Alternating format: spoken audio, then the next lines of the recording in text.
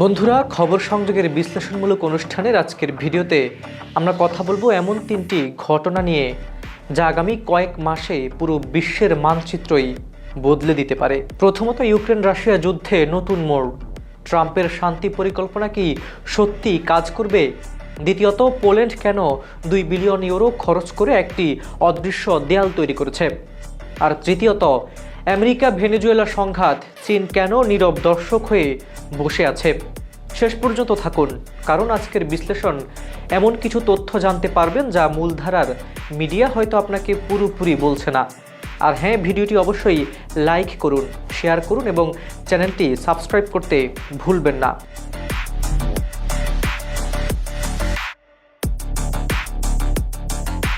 Segment 1, Ukraine যুদ্ধ শান্তির আভাস নাকি নতুন ফাঁদ? ইউক্রেন রাশিয়ার নোভোসাখতিনস্ক তেল শোধনাগারে ব্রিটিশ স্টর্ম শ্যাডো ক্ষেপণাস্ত্র দিয়ে হামলা চালিয়েছে।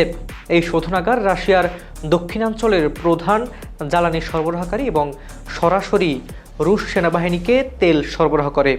কিন্তু আসল মজার বিষয়টা এখানে নয়। আসল ঘটনা হলো, একই দিনে প্রেসিডেন্ট জেলেনস্কি ডোনাল্ড ট্রাম্পের 2 বিশেষ দূত স্টিভ উইটকপ এবং জ্যারেড কুশনারের সঙ্গে খুব ভালো বৈঠক করেছেন এবং তিনি বলছেন শান্তি পরিকল্পনায় কিছু নতুন ধারণা এসেছে। এখন প্রশ্ন হলো, ইউক্রেন কি আসলে শান্তি চাইছে নাকি সামরিক চাপ বাড়িয়ে আলোচনার টেবিলে আরও ভালো অবস্থান নিতে চাইছে? আমার মতে এটি একটি ক্লাসিক শক্তি দেখাও তারপর কথা বলো এই কৌশল। ইউক্রেন জানে ট্রাম্প শান্তি চায় দ্রুত, কিন্তু রাশিয়া ছাড় দেবে না যদি না তারা মনে করে ইউক্রেন এখনও লড়তে সক্ষম রয়েছে। কিন্তু এখানে একটি বিপদও আছে। রাশিয়ার ভেতরেও কিন্তু চাপ বাড়ছে। পুতিন বিরোধী কর্মী সের্গেই উদালস্কভকে 6 বছরের জেল দেওয়া হয়েছে শুধুমাত্র একটি অনলাইন পোস্টের জন্য। এর মানে হলো রাশিয়ার ভেতরে ভিন্নমত চাপা হয়েছে কঠোর হাতে। তাহলে প্রশ্ন হলো, এই যুদ্ধের শেষ কোথায়? শান্তি আসবে নাকি নতুন করে আরও বড় সংঘাত শুরু হবে? কমেন্টে জানান আপনার মতামত। এবার আসি দ্বিতীয় ঘটনায়। পোল্যান্ড তার পূর্ব সীমান্তে 2 বিলিয়ন ইউরো খরচ করে একটি অ্যান্টি ড্রোন প্রতিরক্ষা ব্যবস্থা তৈরি করছে। কিন্তু কেন? এর কারণ, চলতি বছরের সেপ্টেম্বরে অন্তত 1 ডজন রুশ ড্রোন পোল্যান্ডের আকাশসীমায় ঢুকে পড়েছিল। বিমানবন্দর বন্ধ হয়ে গিয়েছিল এবং যুদ্ধ বিমান উড়েছিল। এমনকি কিছু ড্রোন ভূপতিত করার জন্য ভবনের ক্ষতি হয়েছিল। পোল্যান্ডের প্রধানমন্ত্রী বলেছিলেন, রাশিয়া মূলত আমাদের প্রতিক্রিয়া পরীক্ষা করেছিল, যুদ্ধ শুরু না করেই।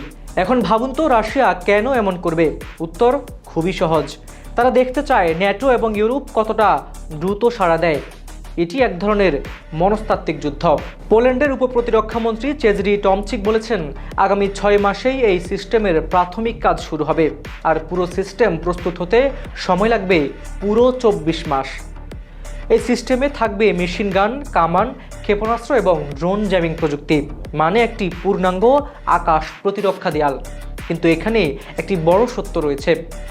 টমচিক নিজেই বলছেন, যতদিন ইউক্রেন লড়াই চলবে ততদিন ইউরোপ সরাসরি যুদ্ধের ঝুঁকিতে নেই। কিন্তু যদি ইউক্রেন হেরে যায়, তাহলে রাশিয়া পরবর্তী লক্ষ্য হিসেবে ইউরোপকেই বেছে নেবে।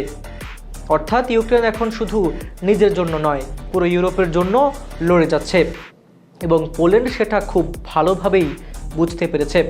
সুপ্রিয় দর্শক, পোল্যান্ড এখন তার জিডিপির প্রায় 4.7% প্রতিরক্ষায় খরচ করছে, যা ইউরোপীয় ইউনিয়নের সর্বোচ্চ ঋণসীমা। তারা বুঝে গেছে, প্রস্তুতি না থাকলে পরিণতি হবে ভয়াবহ। আপনার কি মনে হয় ইউরোপ কি সত্যি রাশিয়ার পরবর্তী টার্গেট? কমেন্টে আপনার গুরুত্বপূর্ণ মতামত জানান। এবার আসি তৃতীয় এবং সবচেয়ে জটিল ঘটনায়, আমেরিকা এবং ভেনেজুয়েলার সংঘাত। মার্কিন যুক্তরাষ্ট্র ভেনেজুয়েলার তেল ট্যাঙ্কার জব্দ করেছে, উপকূলে অবরোধ তৈরি করেছে এবং ড্রাগ পাচারের অভিযোগে নৌকায় হামলা চালাচ্ছে। এটি পরিষ্কার আগ্রাসন। চীন এই আগ্রাসনের নিন্দা করছে। চীনের পররাষ্ট্রমন্ত্রী ওয়াং ই ভেনেজুয়েলার পররাষ্ট্রমন্ত্রীকে ফোন করে বলেছেন, আমরা মার্কিন একপক্ষীয় হয়রানির বিরুদ্ধে এবং ভেনেজুয়েলার সার্বভৌমত্ব রক্ষার পক্ষে। শুনতে খুব ভালো লাগছে, তাই না? কিন্তু বাস্তবতা হলো, চীন শুধুমাত্র কথায় সমর্থন দিচ্ছে, কোনো সামরিক সহায়তা নেই, কোনো বাস্তব পদক্ষেপ নেই। কিন্তু কেন? এর কারণ একটু পরই জানতে পারবেন। প্রথমত, চীনের জন্য ভেনেজুয়েলা গুরুত্বপূর্ণ, কারণ চীন ভেনেজুয়েলার তেলের সবচেয়ে বড় ক্রেতা। কিন্তু চীনের সমগ্র তেল সরবরাহ ভেনেজুয়েলার উপর নির্ভরশীল নয়। তারা চাইলে অন্য যে কোনো দেশ থেকে তেল আমদানি করতে পারে। দ্বিতীয়ত, ভেনেজুয়েলা চীনের কাছ থেকে অনেক দূরে, সামরিক সহায়তা পাঠানো প্রায় অসম্ভব এবং মার্কিন নৌবাহিনীর সামনে চীনের পক্ষে সেটা চ্যালেঞ্জ করা অত্যন্ত গুরুত্বপূর্ণ।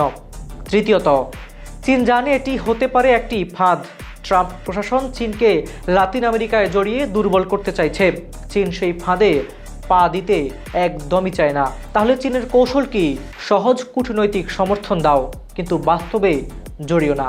অপেক্ষা করো এবং দেখো মার্কিন পদক্ষেপ কত দূর যায়। আপনার কি মনে হয় চীনের এই কৌশল ঠিক, নাকি তাদের আরও শক্তভাবে অবস্থান নেওয়া উচিত? কমেন্টে আপনার গুরুত্বপূর্ণ মতামত জানান। বন্ধুরা, আজকের 3টি গল্পের মধ্যে একটি সাধারণ সূত্র আছে। পরাশক্তিদের মধ্যে নতুন ক্ষমতার খেলা শুরু হয়ে গেছে। ইউক্রেনে ট্রাম্পের শান্তি পরিকল্পনা, কিন্তু শান্তির জন্য শক্তি প্রদর্শন চলছে। 2, পোল্যান্ড প্রস্তুতি নিচ্ছে রাশিয়ার সম্ভাব্য আগ্রাসনের বিরুদ্ধে, কারণ তারা জানে ইউক্রেনের পরে তারাই পরবর্তী। 3, আর চীন সতর্কতার সঙ্গে খেলছে, কূটনৈতিক সমর্থন দিচ্ছে কিন্তু বাস্তবে কোনো ঝুঁকি নিচ্ছে না। এই 3টি ঘটনা আমাদের একটি বড় সত্য শেখায়। আন্তর্জাতিক রাজনীতিতে শুধু সঠিক বা ভুল বলে কিছু নেই, আছে স্বার্থ এবং ক্ষমতা। বন্ধুরা, আজকের ভিডিওটি আমরা এখানেই শেষ করছি। আপনাদের মতামত কি কমেন্টে অবশ্যই জানান। এই 3টি ঘটনার মধ্যে কোনটি আপনার কাছে সবচেয়ে গুরুত্বপূর্ণ বলে মনে হলো?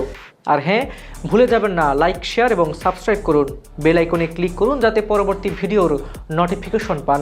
খবর সংগ্রহের বিশ্লেষণমূলক অনুষ্ঠানটি আপনারা পৃথিবীর কোন প্রান্ত থেকে দেখছেন কমেন্টে জানান। বাংলাদেশ, ভারত, পাকিস্তান, আমেরিকা, ইউরোপ, মধ্যপ্রাচ্য, যেখান থেকেই দেখুন না কেন, আপনার মতামত শুনতে চাই। আপনাদের প্রতিটি মন্তব্যই আমাদের টিমের জন্য নতুন শক্তি। আজ এই পর্যন্তই। কাজল হায়দারের রিপোর্টে হাবিবুর রহমান নিশান, খবর সংযোগ।